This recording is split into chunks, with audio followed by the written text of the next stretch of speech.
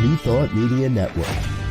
We are a global broadcast network of positive music, media, and entertainment, inspiring humanity's evolution along the journey of enlightenment and creating a world of love, peace, empowerment, and prosperity for all. New Thought Media Network. Positively inspiring.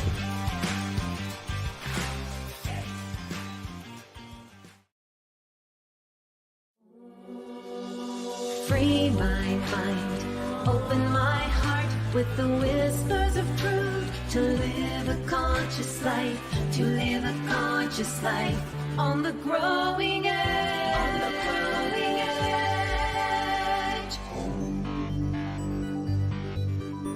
And now, here's Allie. Hello, and a very warm welcome back to Growing Edge Live.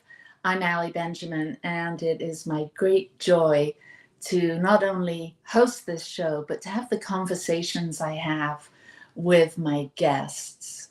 And today you're going to meet another guest that's coming back for a second time. I'm so thrilled.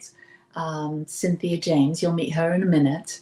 So here on Growing Edge Live, our intention is to inspire minds, heal hearts, transform lives, and evolve consciousness. And we do this at the very green growing edge by having conversations with soul-centered individuals that are channeling their time, their talent, their energy, their resources into doing good work in the world. And many of my guests are supporting others in waking up and living more consciously aligned with their visions and their dreams. So today my guest is my beloved friend, Cynthia James. And as I said, she's back for a second time, and I'm so happy because she's got some really great things coming up that I can't wait to share with you, some opportunities for you to journey with her, to do sacred pilgrimage, and to have a community of women. So we'll hear more about that. I want to read a little bit about Cynthia. She is an emotional integration leadership coach. She guides people as they make changes for lasting healing in their lives. She's a speaker. You can find her giving a TEDx talk. She's a performing artist and a multiple award-winning author of 3 books. Is it 3 or is it more? 5. 5! Oh my gosh. I didn't do my research very well. Cynthia has coached and supported thousands of people worldwide into vibrant living. Her program, Advanced Awareness and Clarity Coaching, offers depth, focus, and results for high-level business leaders. And internationally, Cynthia creates and facilitates inward journey pilgrimage retreats. She's completed studies from Holmes Institute and spiritual psychology from the University of Santa Monica. She's created and hosts a weekly podcast called Awakening Women. And Cynthia is personally committed to utilizing creative expression as a vital and effective healing modality that will assist everyone in their own personal and professional growth. That's Cynthia. Welcome back, Cynthia. Happy to be with you, Allie. Yeah, it's really great to see you.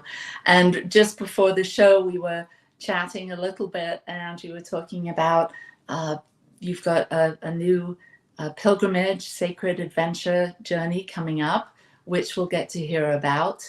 And I was mentioning that I really feel like I know you at a very deep level because I just listened to your book, Does My Voice Matter, on Audible. And so for those of you that haven't listened to a book on Audible, it's really so delightful because having a story or something read to you is very soothing. It lands differently than actually reading yourself. Not that I'm against reading books, but having, you read your life story was really, really powerful. Hearing it from your heart and through your voice. We talk a little bit about that because it was, I walk every day for a few miles. And so I wear my AirPods and I walk and listen.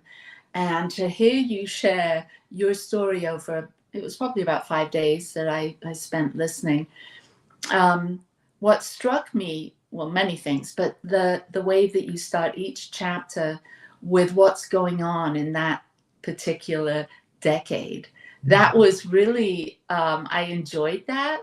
That wasn't the main content, obviously, your story was, but to get to put it into the framework of what was going on in the world at that particular time, I found that really helpful to sort of see what was happening in the world, how that was affecting maybe you and your choices as you grew and through the decades. So yeah, it was really great. Well, thank you. I mean, that was a conscious choice, because what I realized as I was writing the book is that, the culture that we live in, whatever is happening in the culture is impacting us. It's impacting the way we think and feel and react. And each decade, because the whole book is following decades of my life, every decade, there was a lot going on, and it was impacting my choices, how I wanted to see myself, how I wanted to show up, how I wanted to learn and grow, because my childhood had been sort of, violent and small. Yeah. Well, yeah, it really broadens things. And you do a lot of travel. You start on the East Coast and then you end up on the West Coast. And now you're kind of a little bit east of the West Coast. Right. I'm in Colorado now. Yes, I am definitely an adventurer and a traveler. Yeah, I really got that. Listening, I mean, you went down so many different roads with your career in singing, in acting, and then diving into your spiritual life really wholeheartedly, and taking the spiritual psychology in Santa Monica, I think, along with your work at that time with the Agape International Spiritual Center. So maybe we could dive into to that a little bit more. What came first, the Agape or the spiritual psychology? And can you share a little bit about what spiritual psychology is? Because that might be, well, it was new to me, and I'd like to hear a bit more about it. Sure. So Agape came first. I was part of the group that were, Michael Beckwith and Nirvana Gale were having silent sadhanas on weekends and doing workshops in their living rooms. And so I was there as Agape was being birthed. And so, I took all the classes. And but I wanted to, when I became a practitioner, I was like, which is like spiritual counseling, I thought, there's something missing for me, because some people, they come in and healing takes place at the spiritual level, but people have mental and emotional issues that praying doesn't just help them get over. So I wanted to learn about that. So I heard about the University of Santa Monica, and what they did was, when you went through that, it was a master's program in for 2 years. And they taught you 65 counseling strategies, along with things to keep you grounded in your spiritual evolution and growth. So that's where my work, emotional integration, came from, because in our second year, they said, okay, you've learned all these strategies. Now we want you to create your own counseling strategy. And I'm like, oh no. And then they were like, and then you get to present it. I was like, oh Lord, But because I had been through so much trauma and violence and abuse as a kid, and had done so much work in therapy and stuff, I thought, I want to help people understand that the healing isn't just changing the mind. There's a mind-body connection. And so that became the work. How do I connect people to those places within, because the body's a computer, it remembers everything that's ever happened to us. How do I help them take those events back to a place where they can disconnect those cords and beliefs that got implanted, and put new things in there to make it more vital and more open and more aware. Beautiful. Yeah, but I've worked with a transpersonal psychologist. Mhm. Is that a similar thing to spiritual psychology? Or is that a technique? Or It's similar. I mean, there are, the counseling strategies are from every aspect of therapeutic work. But what I was interested in is, how do I connect that to the spiritual evolution? And so for me, it was helping people get into the body and understand the language of the body, and to be able to invite them to understand, once they understand the language, to get that the experiences that they're having are messages, and how do they translate those messages so that they can make better choices. Beautiful, beautiful. So you've blended the work that you started at Agape with being a practitioner there with all that you learned in spiritual psychology, and that somehow morphed and synergized into being what you present now in the world. Yes. So how do you said you're in your office, so you have an office in Colorado where you live, and do you see clients? Do you work one-on-one or groups? How does that look? Yeah. Today, I do almost all of my work is online, except if I'm working with teams or leaders and they have me come in to work with the team, but almost all online. And when I got to Colorado, because I was an associate minister at Mile High Church for about 11 years. And then I got this inner direction to move, which made no sense to me because I didn't even know what I was going to do. But what that became was, I work with one-on-one. I work sometimes with couples who want to have a deeper, more committed relationship. I work a lot with leaders and teams on conscious leadership, and really blending the drive for the bottom line with conscious awareness about the fact that the team, when it's conscious and enlivened and vital, the bottom line grows. Mm, mm. So you are known as a champion for change. And I'm wondering, what are the core components as you work with not only individuals, but organizations? What are some of the core components of change that actually lasts, like lasting change for people? What are there some kind of pillars that would be helpful for people to understand, if they're because most of our audience here is New Thought.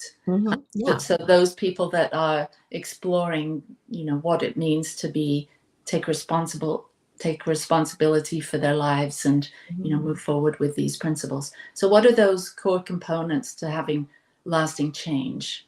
Well, there's three. And the first one is inquiry. When I get with the client, it's like, okay, what's your current reality?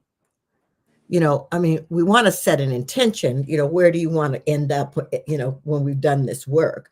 But where are you now? What's working for you? What's not working for you? What do you feel are your weaknesses? What do you feel are recurring challenges that keep coming up, so that you feel you keep hitting a roadblock and feel stuck? So that's part of it. And then the next thing is we do introspection. So then sometimes that's meditation, sometimes that's journaling, sometimes that's guided imagery that I do with people. It's because here's the thing. If it's coming up, if it's a repeating pattern, then what that means is there's something that's unresolved. And there's some belief that's running that is keeping you in that space of that belief system. So you can't change the mind if you don't even know what's there. So we do inner work. And while we're doing inner work, I begin to seed tools that they can use, because I feel like my job is to get my clients not to need me, to have their own tool chest that they can work. And so I seed those tools. And then the last part is integration.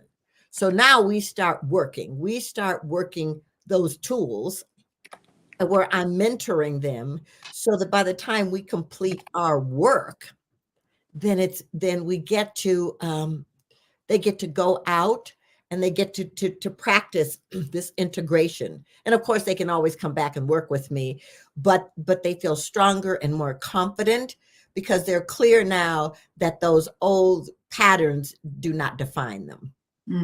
Beautiful. I can see how that would be really supportive of someone in a leadership role or wanting change in their life or within their relationships, to have that container of that you create to support them, to share these core principles of, the fundamentals of change, would be super helpful.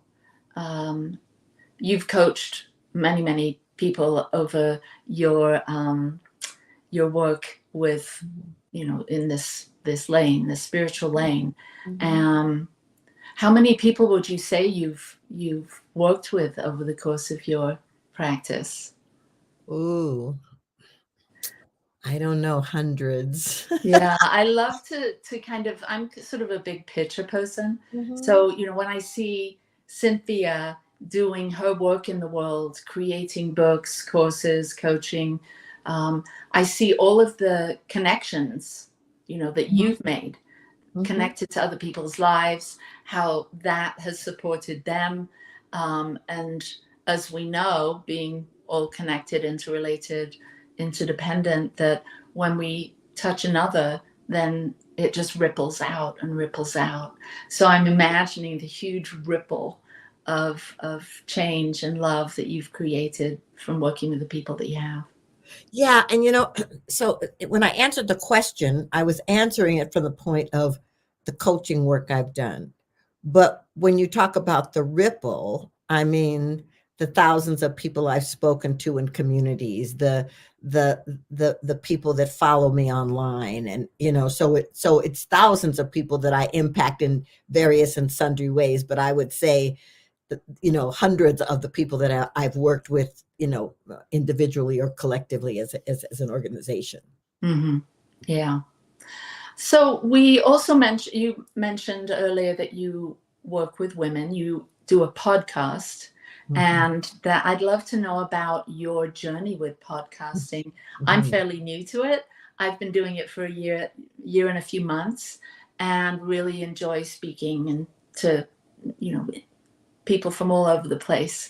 And I love to go deep, and I love to know who they are and what they're all about. And so hearing about you, your podcast, working with women, can you share a little bit about that? Yeah, it was interesting. It was actually birthed during the pandemic. I had known for a while that the majority of people that follow me are women. My social media team did analytics and said, are you aware that 80% of the people that follow you are women? I was like, no.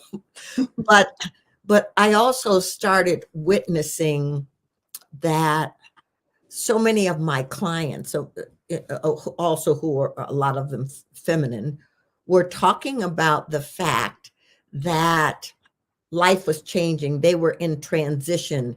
That something was calling them to go deeper into a more empowered space. And I thought, well, what would happen if I started interviewing? Now, I didn't know anything about doing a podcast. There was someone in my life who had a platform for podcasts, and I said, how do I do this? And he said, turn on Zoom and record it and send it to me. I'm like, hey, I can do that. But what started happening is, at first it was just women I knew. And I started to realize that there was a theme, and that the theme was that all of these women wanted to make a difference. They were change makers, and a lot of them were way showers. charting new paths that people hadn't done before. And after I had done it for about a year, then I started getting emails saying, because I interview on podcasts like this one, I started getting saying, I know this woman, I think she'd be great for your podcast. So all of a sudden, these people started coming from all walks of life, all cultures, all races. I interviewed a woman from Afghanistan, from Africa, a woman from Switzerland who was going to marry the love of her life. And 3 months before the wedding, she gets an email and he breaks off the engagement and will not talk to her. And she's devastated. And so after she gets off the floor after a few weeks, she remembers she had read this thing in Japan about marrying yourself. So she sent out an email to everybody and said, the wedding is on, I'm marrying me. And everybody came to Greece and she had her dress and her flowers. And she said, she started blogging about it. And so what happened was that it inspired people that she had taken control of her life and not allowed another person's actions. And so it became a whole career for her. So I feel like what I'm doing is bringing women's voices. I think it's the time for women emerging on the planet on every level. And I feel like Women Awakening brings these women, these 30-minute interviews for people to go, oh, they're not the exception, they're the example. And what tools can I take from them to take my life to the next level? Yeah, beautiful.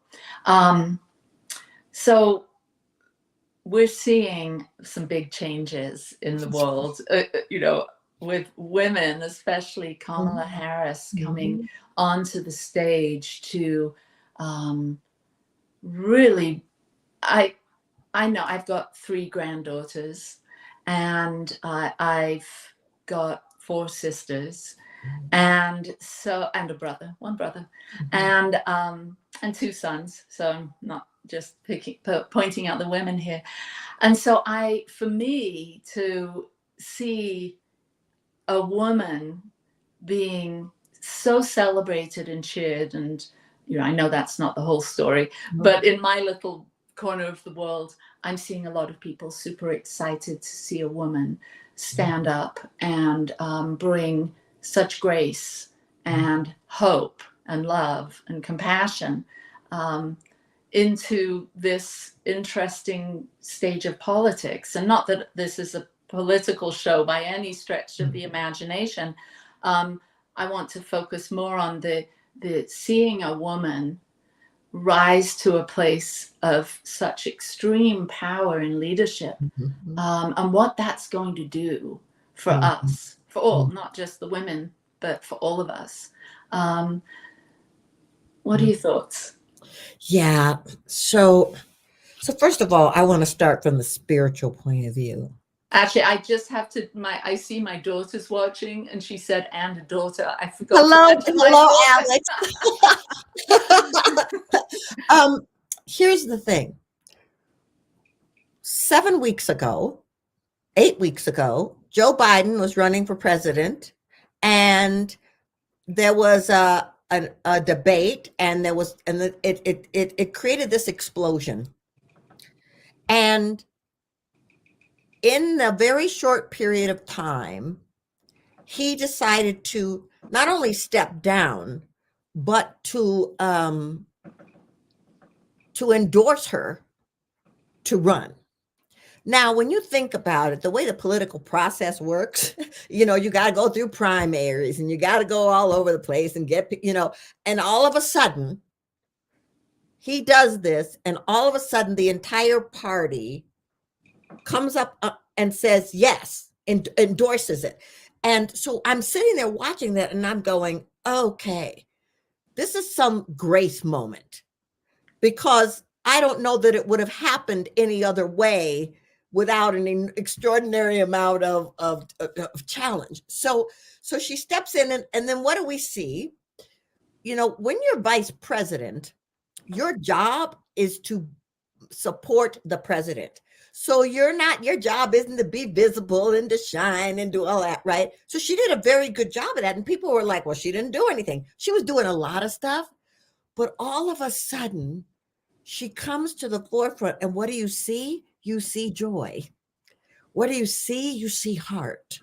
What do you see? You see someone that is invested in humanity.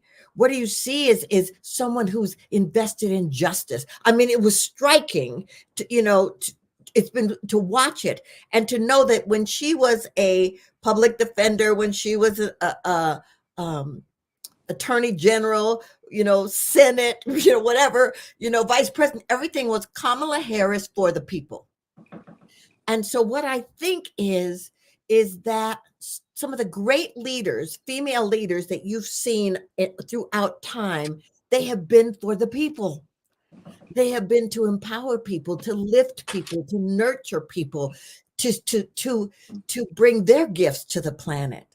So I'm not naive. I know she's up against a big machine, and there's a big machine behind her. But what we're watching is the divine feminine in action.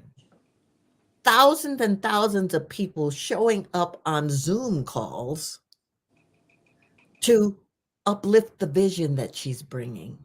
So I think it's like, for me, to see a woman of color in that position I never thought I'd see in my lifetime. And my mother, when Obama was elected, my mother was in a nursing home and would not go to sleep on the night of election until she found out what happened. And she called me and said, oh my God, he won. And she's sobbing. She said, I never thought I'd see that. So I just feel like we're on this planet because we have, I believe we asked to come here at this time. And we are witnessing evolution in an extraordinarily accelerated way. Yeah. It's so inspiring. It's so exciting.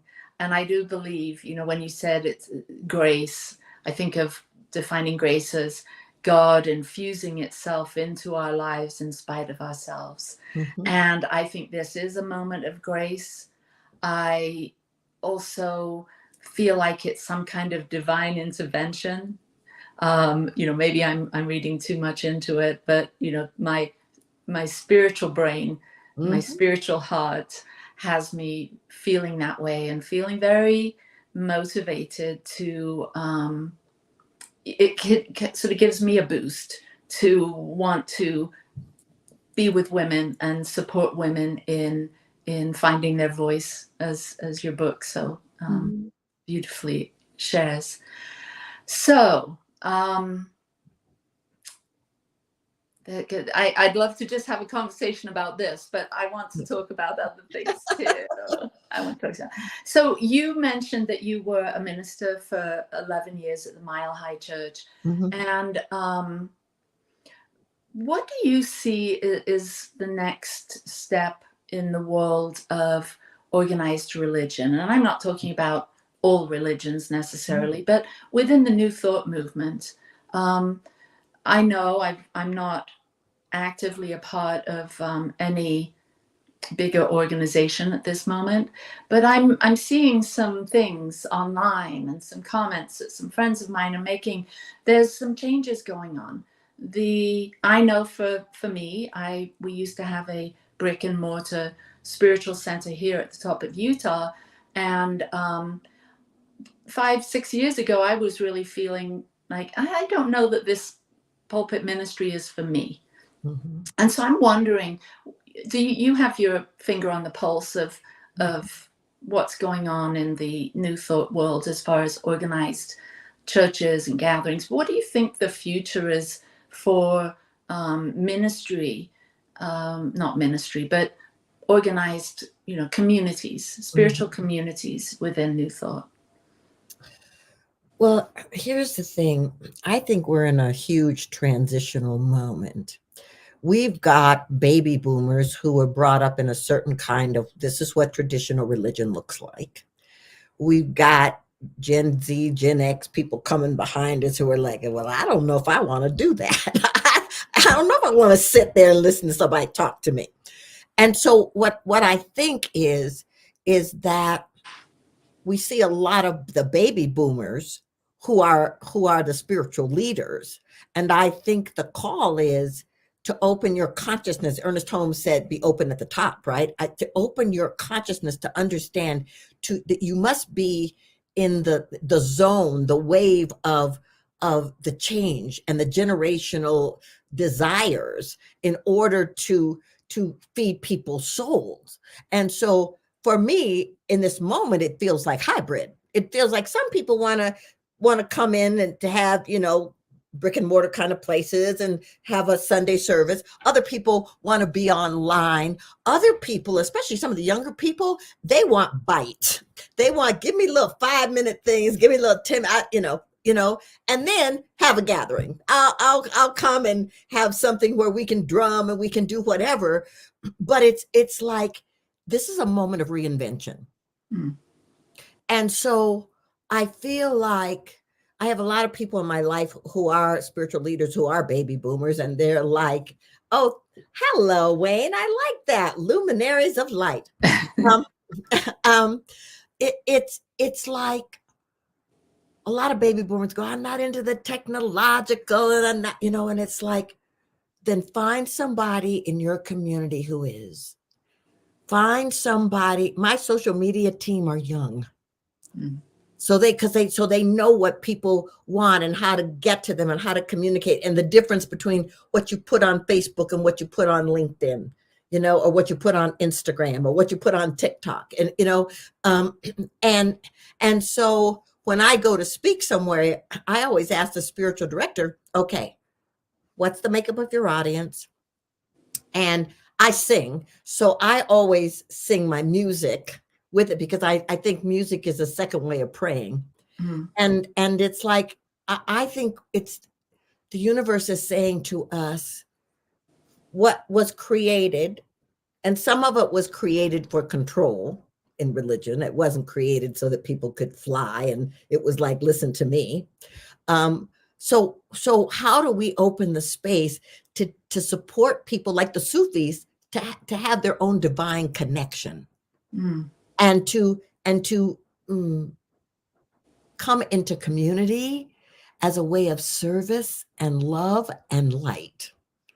And I have an online community in Kajabi that's just my people, because my people were like, I don't feel safe on Facebook.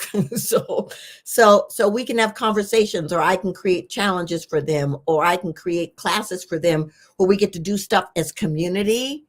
But it's not that they get in their car and they drive somewhere. But I do think that in-person connection, which is why I do pilgrimages, is an important part of community. Okay, we're going to jump off. I'm looking at the clock. We're going to take a short break, and we'll be right back. Okay, thanks. Please help us say thank you to our organizational sponsors, including the Hefferland Foundation, Affiliated New Thought Network, International New Thought Alliance, Science of Mind Archives and Library Foundation, Center for Spiritual Living Denver, Center for Spiritual Living Midtown, New Thought Philadelphia, Planned Happiness Institute, Summit Center for Spiritual Living, One Heart Retreats, Center for Spiritual Living on the Lake, Unity Kitchener, Unity Spiritual Center, Ottawa, Holmes Center for Spiritual Living, Satya Center, Begin Within Ministries, Center for Spiritual Living, North Jersey, Unity of Savannah, and the Center for Spiritual Living, Seattle, as well as all of our individual donors. Thank you for being part of the New Thought Media Network. Please like, share, and subscribe. New Thought Media Network, positively inspiring.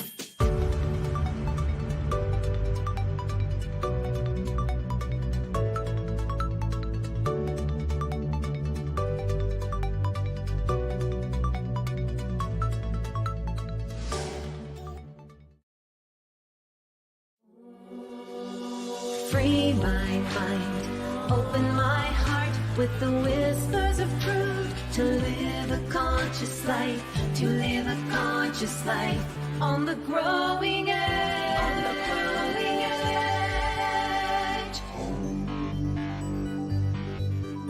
edge. And now, here's Ali. We're back. I'm just noticing that we've got some people live with us, dropping some comments. And I just want to mention that we record this live on Mondays. And then the following Monday, it drops as a podcast. And so thanks for being here, everyone. This is such a fun community that we're creating. Speaking of communities, you were just talking about how things are changing. And when you go speak somewhere, you sort of check in with, who's our audience here and so on. And you mentioned that you have a community on Kajabi that you work with, and you create content or speak to the needs and desires of your community in that way. And that's the way would you call it a ministry, or is that kind of an old school word for, what you're doing now, as far as coaching and leading people in that way? I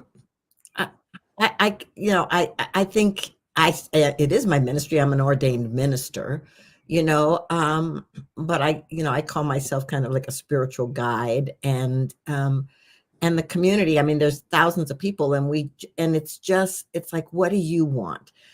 Like I'll because I also have, that's my private community, but I also have Facebook, and I also have Instagram, and I also have TikTok. And on Facebook, every Monday morning, I do a community prayer circle where people are invited 8:30 Mountain to come and spend 15 minutes with me, where I talk about a topic, I play music, or I play a meditation, and I do a blessing.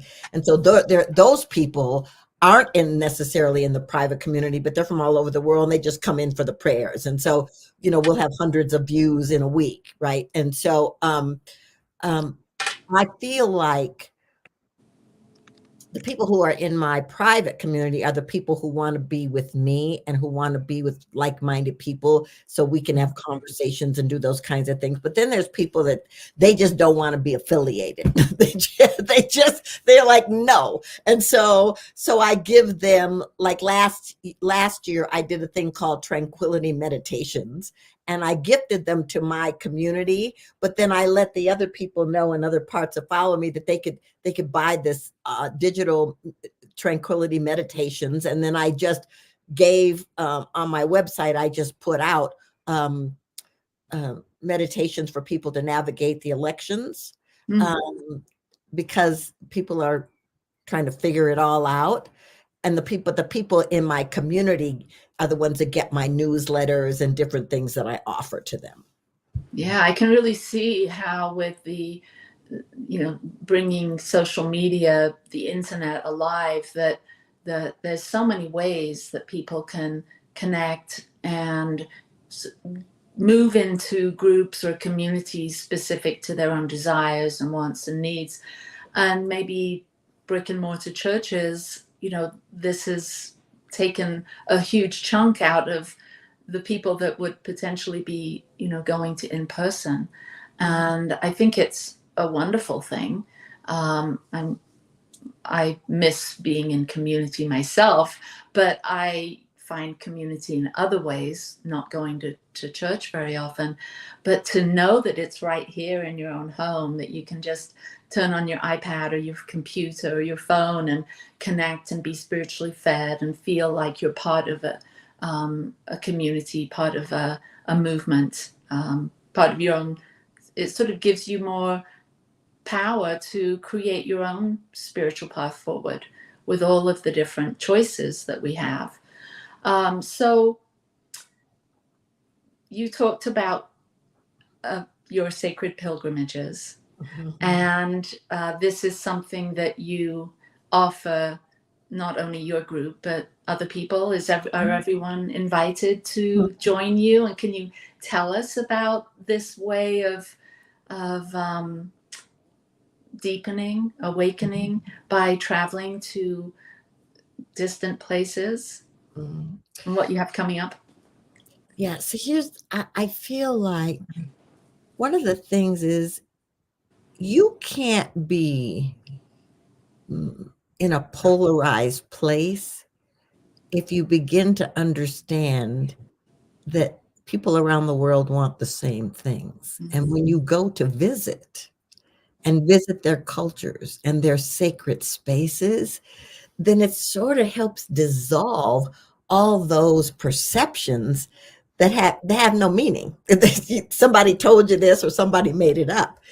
So I've been taking people on pilgrimages for like 10 years. And what's important to me is that people start to understand that this is not a tour.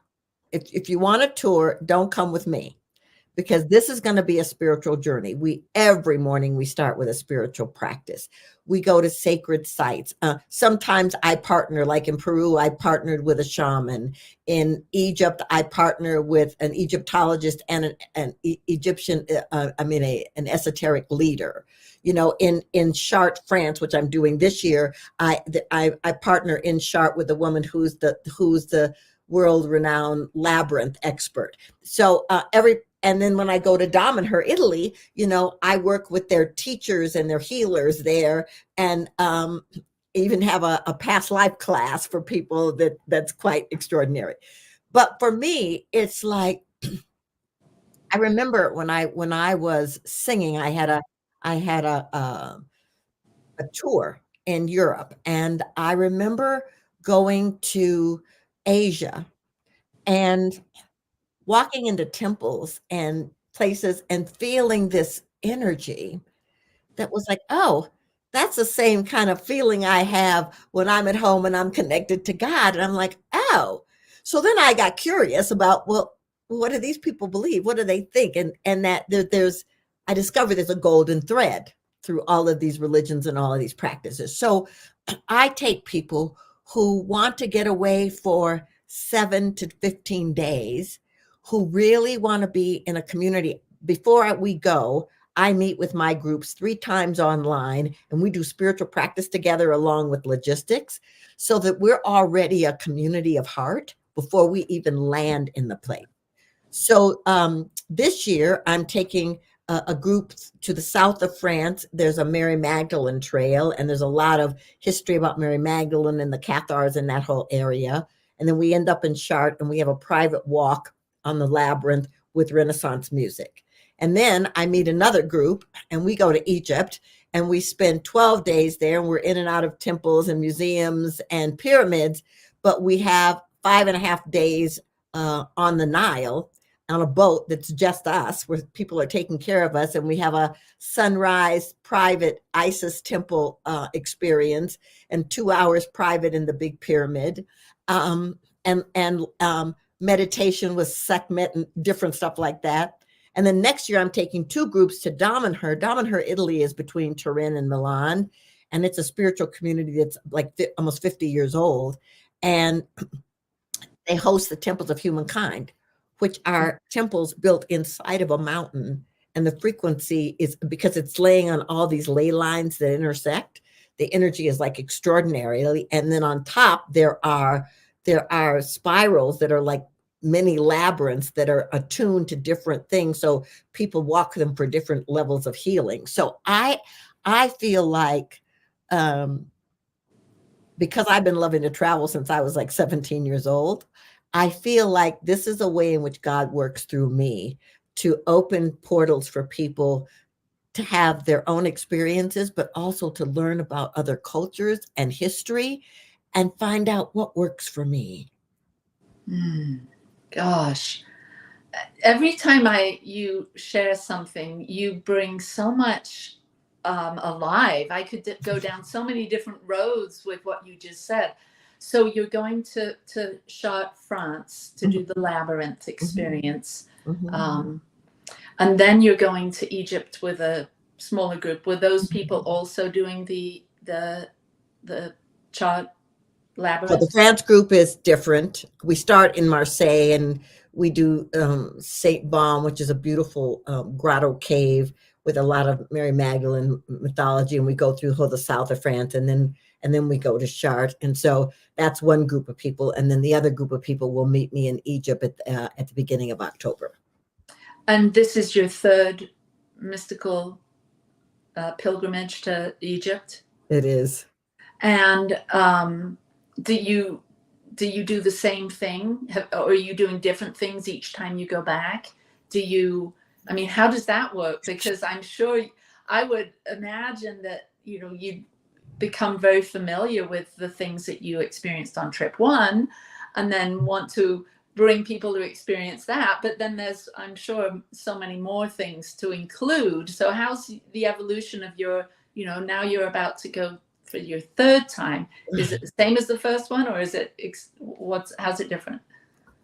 Well, the itinerary is the same, but the experience is always different, because isn't that how God is? I mean, it's like, you know what I mean? And so sometimes we'll be scheduled to go to the Valley of the Kings at this time in the day, and our guides will go, oh, no, there's too many people there now, so we're going to go a little bit later. So we'll do another spiritual practice here. And those stones in those pyramids and those temples carry energy and frequency. So you have a different experience every single time you step into one of those places.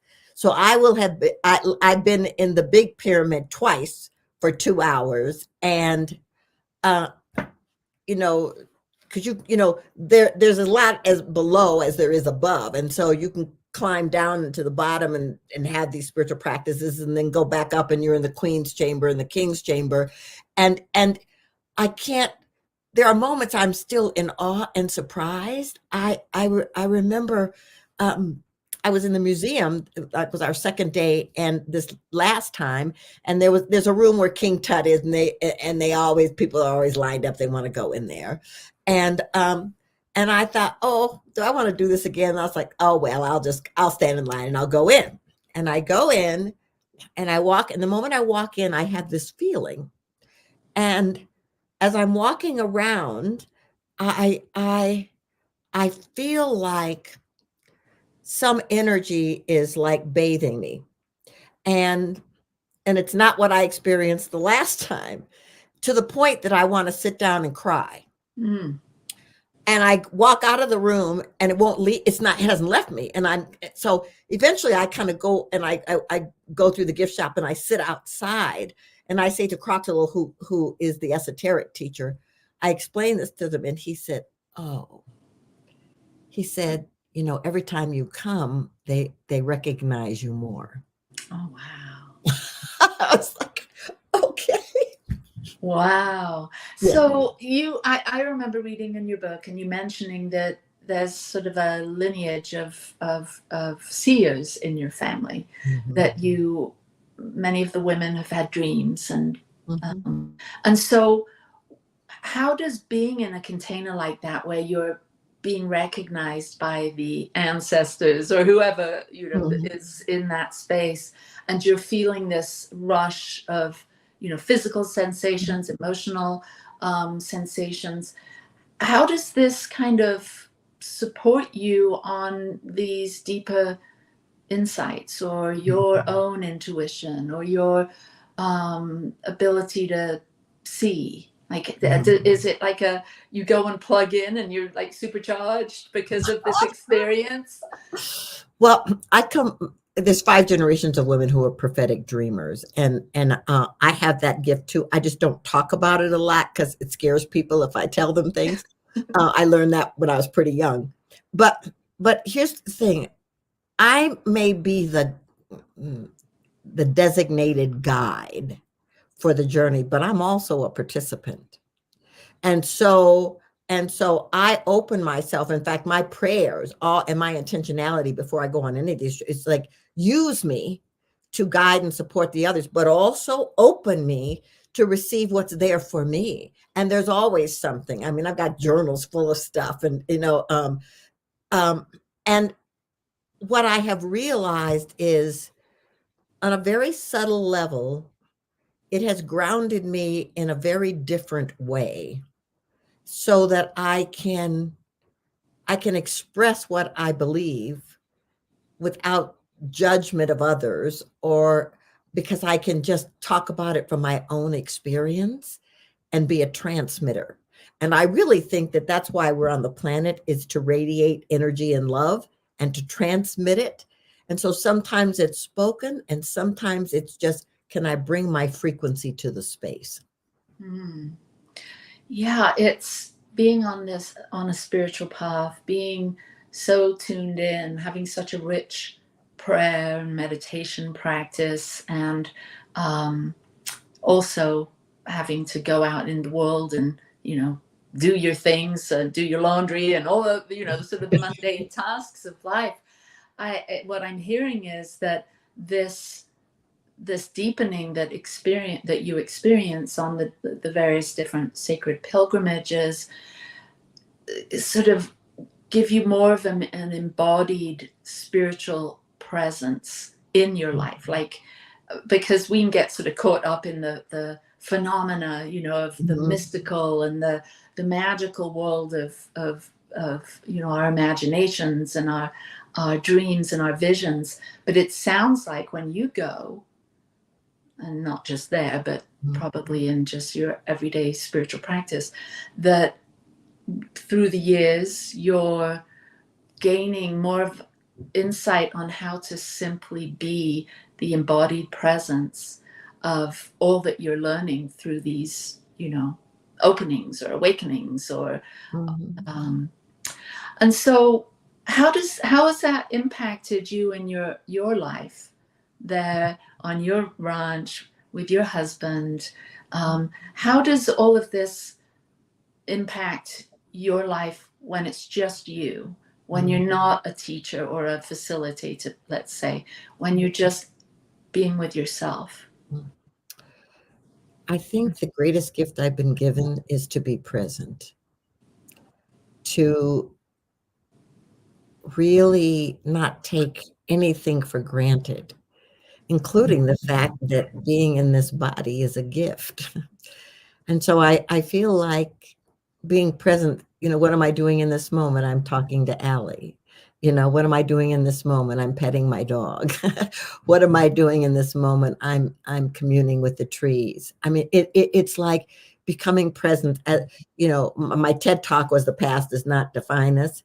So the more I can and stay out of the past, and the less I can be forecasting into the future, then I get to enjoy this moment. And I really think that being present, Mary Magdalene talked about anthropos, and anthropos is being fully human, being fully human and fully present in every moment. And I think that's a part of the gift of these journeys that I take, and the ministry and the working with people, is that I get to be present. Well, and I know that sense of grounded presence is probably what attracts and magnetizes to you the people that you work with. Yeah. So before we wrap up, I know that you mentioned that you have that you've got a series of meditations for supporting people with the elections coming up. And then you also have a workshop, which I'd love for you to share with people so they can get a little bit more close with you and the work that you do.